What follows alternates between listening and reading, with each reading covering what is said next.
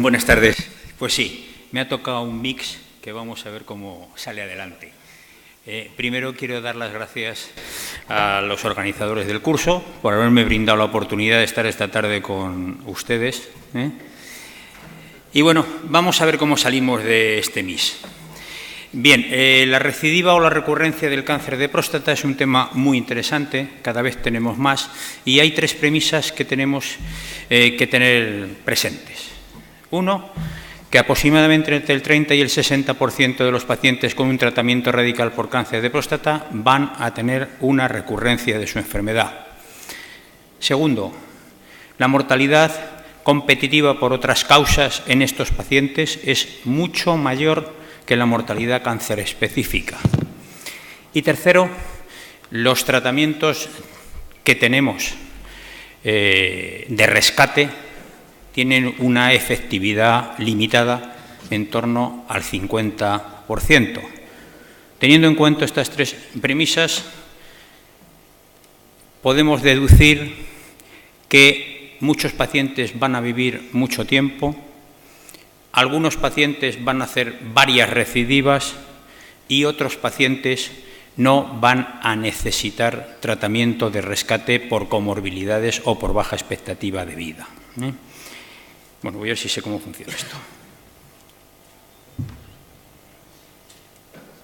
Bien. Teniendo en cuenta eso, hace aproximadamente una década nos movíamos en este bueno, me parece que me lo he cargado. Hace aproximadamente una década nos movíamos en este escenario. Prácticamente todos los pacientes con cáncer de próstata y tratamiento radical se hacía con prostatectomía o con irradiación, sobre todo en el sistema público. Teníamos muy claro la forma de intentar rescatar a estos pacientes con la primera recidiva, cuando tenían la primera recidiva, y teníamos también muy claro cómo tratar la segunda recidiva o cómo no tratar la segunda recidiva. Recientemente el escenario ha cambiado radicalmente. Se han introducido como tratamiento primario las técnicas de ablación. Las mismas técnicas de ablación se han introducido o se están introduciendo como tratamientos de recidiva, y hemos introducido nuevas técnicas como la linfadenectomía de rescate. Bueno, perdón, porque no sé dónde está el puntero. Bien, la linfadenectomía de rescate, la radioterapia estereotáxica, y como ven ustedes, en todas estas le he puesto unos interrogantes porque no tenemos claro si sirven para algo, en qué sitio colocarlas. Bien, para ilustrarle todo este galimatías, les voy a poner un ejemplo, un caso clínico real que tenemos durante muchos años en el servicio nuestro, bueno, en el cual es un paciente de 50 años que en el año 2002 se le diagnostica de un cáncer de próstata de alto riesgo y se le hace una prostatectomía radical. En el 2005 tiene su primera recidiva bioquímica y, lógicamente, se le dio radioterapia de rescate. En el 2007 hace su segunda recidiva bioquímica y se pauta una hormonoterapia intermitente. En el año 2012 hace una recidiva regional, como ven arriba en la TAC, un ganglio ilíaco, y se pasa a hormonoterapia continua. Continua porque además había tenido en el periodo OFF una subida de PSA de 13,5. En el año 2015, lógicamente el PSA bajó. En el año 2015 tiene un PSA de 3 y pico y se clasifica como resistente a castración. En el estudio de extensión que le hacemos ya disponíamos de PET-TAC-colina, le hacemos un PET-TAC y tenemos el mismo ganglio que teníamos en el 2012 como metástasis única y, por lo tanto, enfermedad oligometastásica. Le hicimos una linfadenectomía de rescate, laparoscópica. En esa cadena ganglionar, el PET-TAC nos decía que había un ganglio. De los 12 ganglios que le sacamos, había 6 invadidos por tumor. A los 3 meses tenía un PSA menor de 0,04 y se le quitó el bloqueo hormonal. Y estuvo un año completo con un PSA controlado. El otro día el paciente tenía una testosterona de 1,1 y un PSA de 0,16. En resumidas cuentas, 1, 2, 3, 4 recidivas bioquímicas. Esto fue en el 2002, han pasado 14 años, tiene 64, 65 años y todavía puede ser que tenga alguna recidiva más en su vida. Bueno, vamos a entrar en la primera parte, es la polémica radioterapia adyuvante, radioterapia de rescate. Todos sabemos lo que nos dicen las guías clínicas. Después de la prostatectomía radical, cuando tenemos factores de riesgo patológicos locales desfavorables, los pacientes van a recidivar de forma muy importante, 50% a los 5 años o probablemente, dependiendo del factor de riesgo, mucho más. ¿Qué son capaces las guías clínicas de decirnos? Bueno, pues que en pacientes con estos factores de riesgo y un PSA negativo después de la prostatectomía podemos ofertarle o radioterapia inmediata, o sea, adyuvante, o seguimiento y radioterapia de rescate, pero no nos dicen nada más. O sea que a la hora de aplicarla a la práctica clínica es imposible, no nos dan más datos. Creo que es necesario definir lo que es la radioterapia adyuvante y la radioterapia de rescate. La radioterapia adyuvante es la radioterapia que se administra en el lecho quirúrgico después de la prostatectomía radical y PSA indetectable. Ese es el concepto. Si no hay PSA indetectable, no hemos conseguido el objetivo de la prostatectomía y, por lo tanto, no estamos haciendo adyuvancia, estamos haciendo rescate. ¿De acuerdo? Se suele administrar a los 3-6 meses de la prostatectomía cuando, bueno, pues la función urinaria está bastante recuperada. La radioterapia de rescate es la que se administra en el lecho quirúrgico de la prostatectomía una vez que se ha elevado el PSA, que hemos constatado que tiene una recidiva bioquímica. Razones a favor de la radioterapia adyuvante. La recidiva local es el patrón más frecuente en los pacientes tratados con prostatectomía con pene cero. La radioterapia adyuvante es probablemente más efectiva que la radioterapia de rescate, ya que lógicamente el volumen tumoral debe de ser menor, si es que existe. Sobre todo eso, si es que existe. La radioterapia adyuvante requiere menos dosis y probablemente será menos tóxica. Esto hay que verlo también con cierto escepticismo. Y existe evidencia de nivel 1 entre la radioterapia adyuvante y la observación, que es el caballo de batalla de los oncólogos radioterapeutas, pero no existe evidencia científica de nivel 1 entre radioterapia adyuvante y radioterapia de rescate. ¿En qué se basa la radioterapia adyuvante? Es de todos conocido, son los 3 estudios fase 3, que todos los hemos conocido y los hemos leído, en el cual existe un aumento de la supervivencia libre de recidiva a favor de la radioterapia adyuvante frente a la observación. Eso hay que tenerlo siempre muy en cuenta. Solo uno ha logrado demostrar un aumento de la supervivencia global.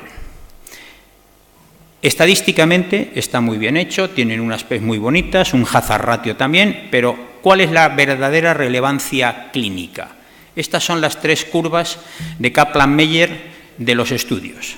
Si nos fijamos en los pacientes del grupo control de observación, a los 5 años, más del 50% no habían recidivado.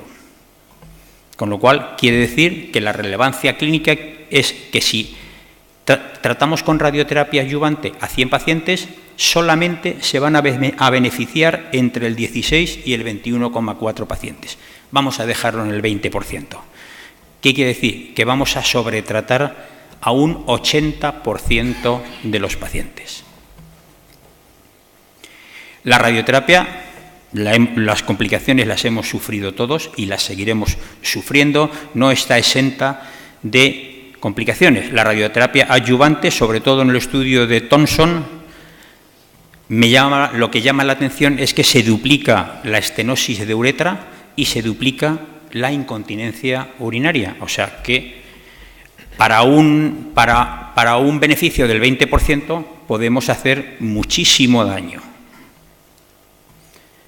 ¿Cuáles son las razones a favor de la radioterapia de rescate? Igual que la radioterapia adyuvante, no está exenta de complicaciones. A los pacientes que no recidiven y no les demos radioterapia no van a tener complicaciones. La mortalidad por otras causas es mayor que la mortalidad cáncer específica en los pacientes candidatos a radioterapia adyuvante. La radioterapia de rescate es capaz de curar la enfermedad residual pélvica. Y la mayoría de los, como hemos dicho, la mayoría de los candidatos a la radioterapia adyuvante son curados por la prostatectomía y a largo plazo el riesgo de mortalidad cáncer específica es muy baja. Este es el estudio clásico ya de Trock donde demostró que la radioterapia de rescate con o sin hormonoterapia era superior a la observación. Es un estudio retrospectivo, no es un estudio prospectivo, y entonces tiene el valor que tiene. También es verdad, este es otro estudio clásico de Stephenson, en donde el parámetro más importante de la respuesta en la radioterapia de rescate era el nivel de PSA. PSAs de 0,5 menores de 0,5, la respuesta es importante, supervivencia libre de progresión a los 6 años de prácticamente el 100%, mientras que cuando el PSA era mayor de 1,5, la respuesta de la radioterapia es muy baja. Esto es una revisión de las últimas series de radioterapia de rescate cuando el PSA es menor de 0,5. ¿Qué podemos conseguir? Pues podemos conseguir una supervivencia libre de recidiva bioquímica a los 5 años entre un 50 y un 80%. ¿De acuerdo? Esta es la toxicidad de la radioterapia de rescate. La geniturinaria grado G3, G4 hasta un 10% y la toxicidad gastrointestinal hasta un 1,6-2%.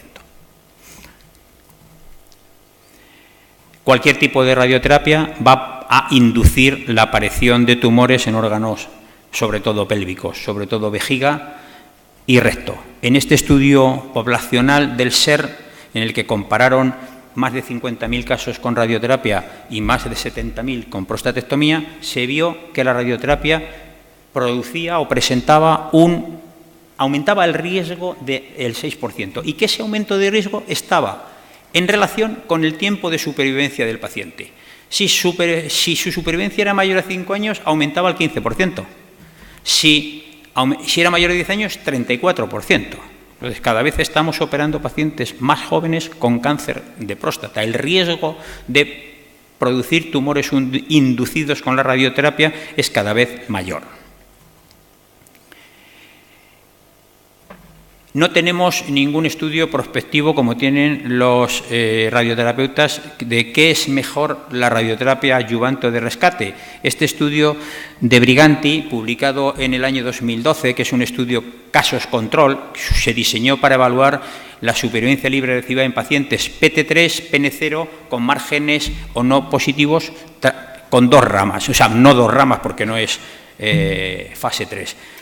Pacientes tratados con radioterapia adyuvante o seguimiento con radioterapia de rescate, siempre y cuando el PSA estaba en límites muy pequeñitos, 0,3, 0,5, que demostraron con un seguimiento aceptable 47 veces que no había diferencias significativas en la supervivencia libre de recidiva bioquímica, ni de la serie en conjunto, ni cuando estratificaron por cada factor de riesgo. Además, en la regresión de Koch, en el multivariante, el tipo de radioterapia no se identificó como un factor pronóstico independiente de recidiva.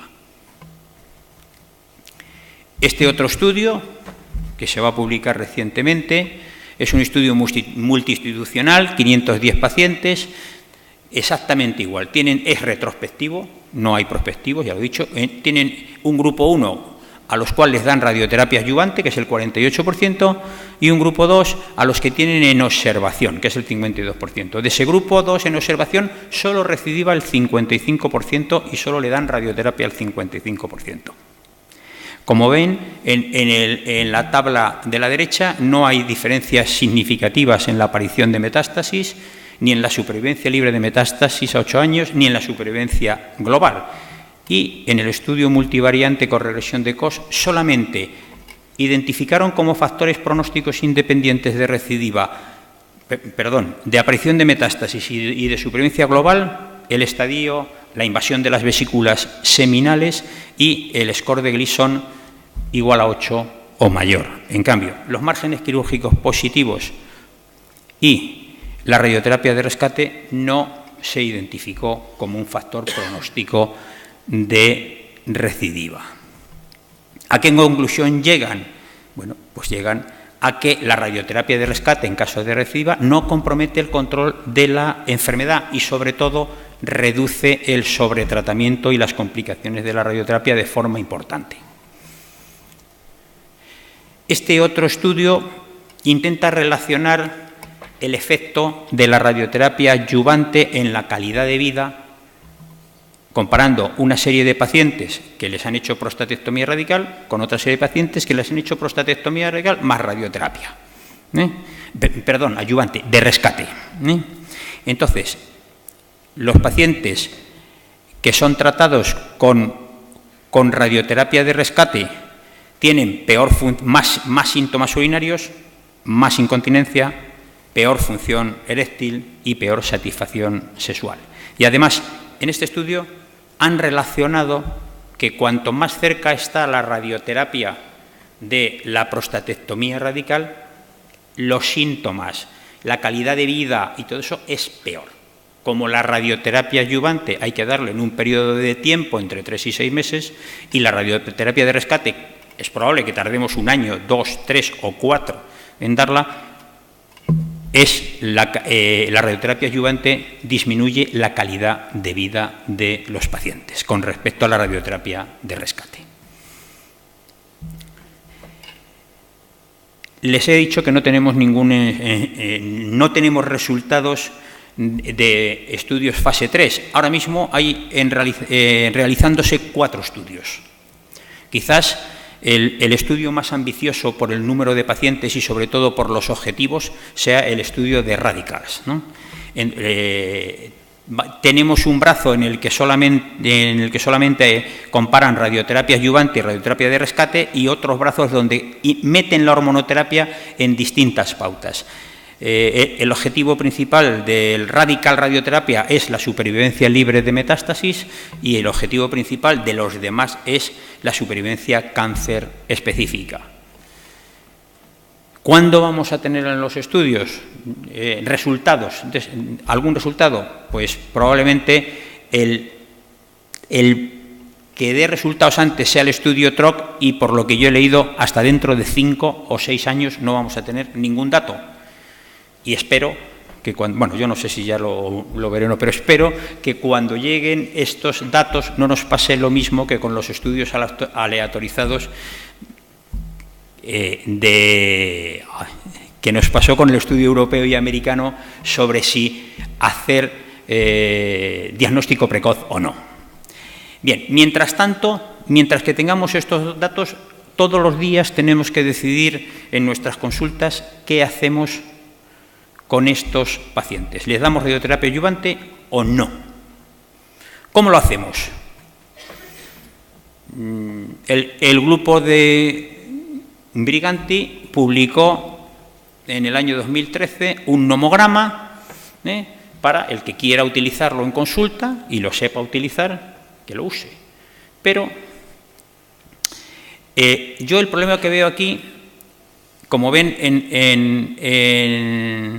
en esta tabla de Kaplan-Meier sobre supervivencia libre de recidiva, que hasta en los peores pacientes con 3 factores de riesgo, a los 60 años tienen una incidencia de recidiva bioquímica menor del 30%. Eso no es superponible a los datos de mi hospital. Yo no sé a los suyos, pero a los datos de mi hospital no lo es.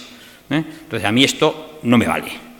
Y como no me vale, intentamos diseñar una herramienta que nos sirviera para tomar una decisión rápida sin tener que andar con un nomograma y que fuera real en nuestros pacientes. ¿Qué hicimos? Cogimos nuestra serie histórica de 629 pacientes con un seguimiento de 82 años, con PSA menor de 0,2 y hicimos una regresión de Cox donde identificamos los factores pronósticos de recidiva. En función del hazard ratio, le asignamos una puntuación a cada uno de ellos de forma que fuera fácilmente recordable. Pacientes sin factores de riesgo, 0. Pacientes en el que el hazard ratio se aproxima a 2, 1 punto. Pacientes en el que el hazard ratio es mayor de 2, 2 puntos. Con eso estratificamos nuestra base de datos, asignamos la puntuación que tenía cada paciente y estratificamos en 3 grupos de riesgo. Grupo de riesgo bajo, puntuación 0,1, como ven, no es necesario una radioterapia adyuvante. Grupo 2, puntuación 2, a mí me parece que tampoco, porque irradiaríamos más de los que se beneficiarían, y en cambio cuando el grupo de alto riesgo tiene 3-4 puntos, esos pacientes podrían, la mayoría, beneficiarse de una radioterapia adyuvante. Por lo tanto, las conclusiones es que el beneficio de la radioterapia adyuvante es limitado, alrededor del 20%, el seguimiento y eventual radioterapia de rescate evitaría la radioterapia adyuvante al 50%, lo que reduciría el sobretratamiento y las complicaciones. La radioterapia de rescate con PSA menor o igual de 0,5 es tan efectiva como la radioterapia adyuvante en supervivencia libre de metástasis y supervivencia global. Los síntomas y la calidad de vida se relacionan con el tiempo que transcurre entre la prostatectomía y la irradiación, y habría que indicar la radioterapia adyuvante en función de factores de riesgo. Pasamos al siguiente mix.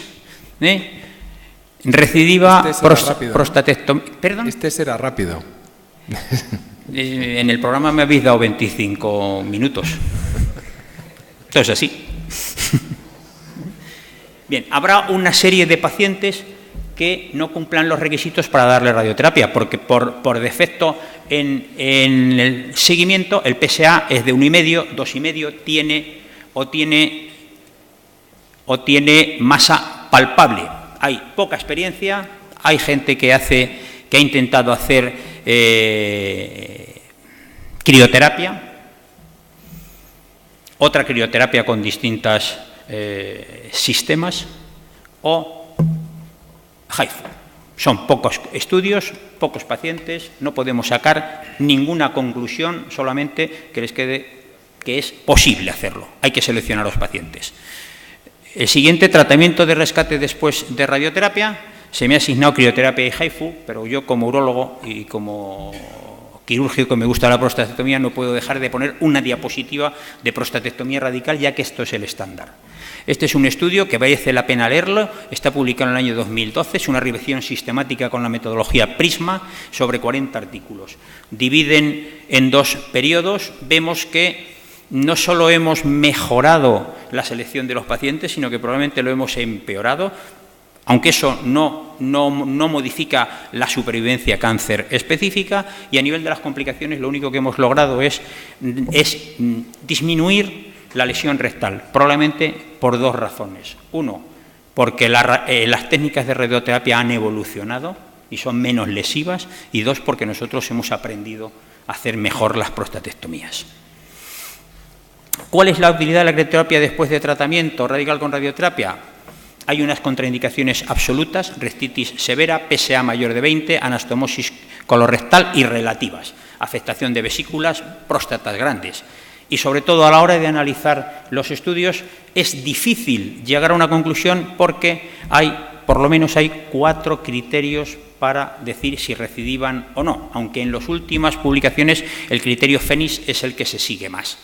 ¿Qué nos dicen las guías clínicas? Pues que tiene que ser un paciente ideal. Baja comorbilidad, expectativa de vida menor de 10 años, órgano confinado, Gleason 7 o menor, un tiempo de duplicación de PSA muy largo y un PSA previo tal. Otros autores meten un Gleason 8, añaden la velocidad. Bien, entonces ahora mismo está un poquito, cuanto mejor es el paciente, mejor son los resultados, pero pasa en la prostatectomía, pasa exactamente igual, ¿no? De rescate. Perdón. ¿Cuál es la supervivencia libre de recidiva bioquímica después de crioterapia? A los 5 años, pues eso, alrededor del 50%, 47, 63%. A los 10 años, 35, 45%. ¿Cuáles son las complicaciones? Pues no son despreciables. Una incontinencia de hasta el 12%, una retención de orina hasta el 21%, dolor pélvico de difícil manejo hasta el 14% y fístula rectouretral del 2%.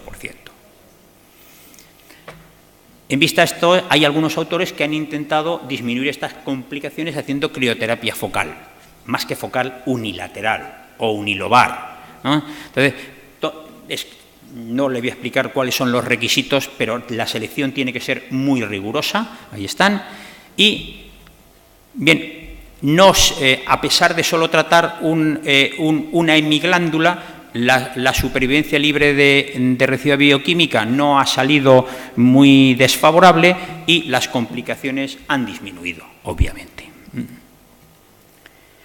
Existen también muy pocos estudios que comparan distintas técnicas de rescate después de radioterapia.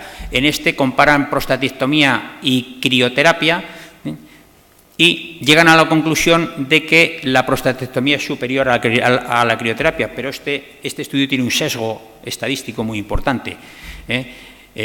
Solamente el Gleason en las prostatectomías era 8, era el 10%, mientras que en la crioterapia era el 32%. Y el Gleason 8 mayor es el factor pronóstico independiente con más peso específico, con mayor hazard ratio en las recidivas. Este otro estudio, mucho más cortito, en el que no hay ningún sesgo importante y en el que el resultado es exactamente igual. Este otro estudio, donde comparan prostatectomía, braquiterapia y crioterapia, nos volvemos a encontrar con lo mismo. En crioterapia Gleason 8, 10, 39%, hay un sesgo importante, o sea que tampoco es muy analizable. Vamos a ir un poquito más deprisa, ¿no? Utilidad de los HIFU en la recidiva. Lo mismo. Aquí hay un poco también de galimatías con los criterios de recidiva, pero bueno, casi la gran experiencia aquí es del grupo de Gelet y se obtienen también una supervivencia libre de recidiva a los 5 años en torno al 50%, pero en función de si están tratando grupos de riesgo bajo, intermedio o alto. Y una supervivencia libre de metástasis a 7 años del 80%. Las complicaciones también son importantes. Incontinencia hasta en el 50%, esclerosis de cuello hasta en el 36%, fístula rectouretral hasta en el 6,5% y retenciones de orina en el 2%. Me llama mucho la atención el estudio de Ahmed, donde dicen que hasta un 48% tienen una complicación clavi en 3B, o sea, necesitan una cirugía o instrumentación con anestesia general para resolver las complicaciones que tienen. Este estudio es muy bonito, en el cual hacen una resonancia antes del HIFU de rescate y llegan a la conclusión de que los tumores que se dan en la cara anterior de la próstata van muy mal, responden muy mal con HIFU, no son tratados correctamente, recidivan más y recomiendan antes de un HIFU a tener una resonancia magnética siempre. Ahmed, como le he dicho antes, dada supongo que dada su alto nivel de complicaciones, también intentó hacer terapia HIFU focal. Bien, disminuyeron bastante sus complicaciones sin que se viera muy alterada la supervivencia libre de recidiva bioquímica. Perdón. No existen estudios que comparen crioterapia o HIFU. Estos son los datos de los estudios que les he enseñado. Parece mejor, la crioterapia parece, en cuestión de supervivencia libre de recidiva, es un poquito superior al HIFU y tiene menos complicaciones. Nosotros tenemos una experiencia de 40 pacientes, 40 casos que hemos intentado rescatar después de radioterapia. No tenemos alteraciones diferencias significativas en cuanto al pese al diagnóstico, Gleason a la recidiva, pese a la recidiva. Empezamos a hacer braquiterapia de rescate, nosotros no tenemos la técnica, se la teníamos que mandar a otro centro y en vista de la gran cantidad de complicaciones que hubo y del porcentaje de reingresos y de complicaciones tan severas, pasamos a hacer crío y pasamos a hacer prostatectomía, y ahora eso es lo que hacemos. O sea, la experiencia nuestra con braquiterapia fue desastrosa. Felipe, ¿te queda mucho? Bien, ¿qué nos dicen las guías clínicas? Nos dan el mismo nivel de evidencia y el mismo grado de recomendación para la prostatectomía radical que para las técnicas de ablación. Simplemente que tenemos que informar a los pacientes en las técnicas de ablación, que es una técnica de naturaleza experimental. Con arreglo a la deprivación androgénica en la recidiva, todos sabemos lo que nos dice la guía clínica: no usar rutinariamente, no usar en pacientes con una densidad de PSA mayor de 12 meses y, si la tenemos que usar, usarla intermitente. ¿En qué se basan las recomendaciones? En este estudio importante, en esta revisión sistemática, también con el método Prisma, en donde las implicaciones para la práctica clínica las podíamos reducir en: solo una minoría con recidua bioquímica fallecerán por cáncer de próstata. El objetivo de la deprivación androgénica es aumentar la supervivencia, retardar las metástasis y aumentar la calidad de vida. La respuesta bioquímica después de deprivación androgénica no implica beneficio clínico. Debido a la ausencia de eficacia y a los efectos secundarios, no todos los pacientes deberían de recibir deprivación androgénica. El manejo debe de ser individualizado. En ancianos con comorbilidades, la deprivación disminuirá la calidad de vida y no le aumentará la supervivencia. Y los pacientes de alto riesgo de mortalidad cáncer específica, tiempo de duplicación corto o Gleason alto, podrían o pueden beneficiarse de la deprivación androgénica. Y muchísimas gracias por su atención.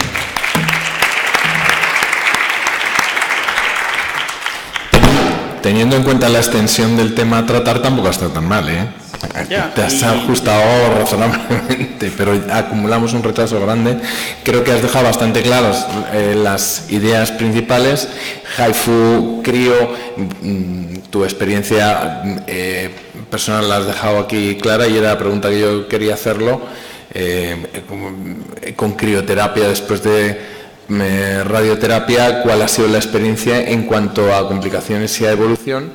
Y creo que ha quedado también bastante claro al respecto del, digamos, la no clara evidencia en cuanto a rescate o ayudancia. Sin embargo, a ver cuál es tu opinión. En el futuro cada vez vamos a necesitar hacer más terapias multimodales después de prostatectomías por cánceres avanzados, también con afectación probablemente ganglionar.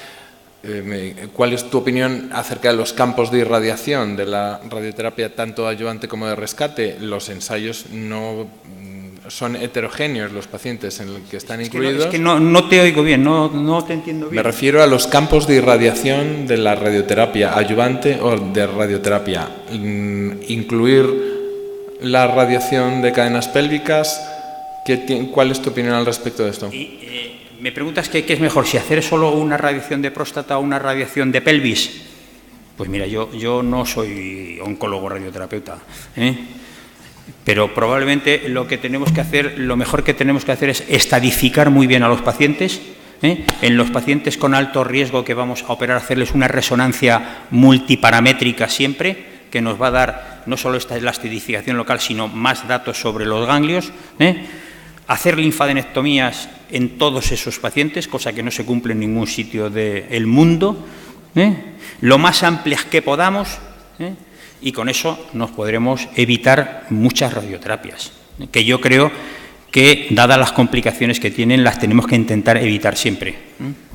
Pues muchas gracias. Vamos a pasar a la siguiente charla.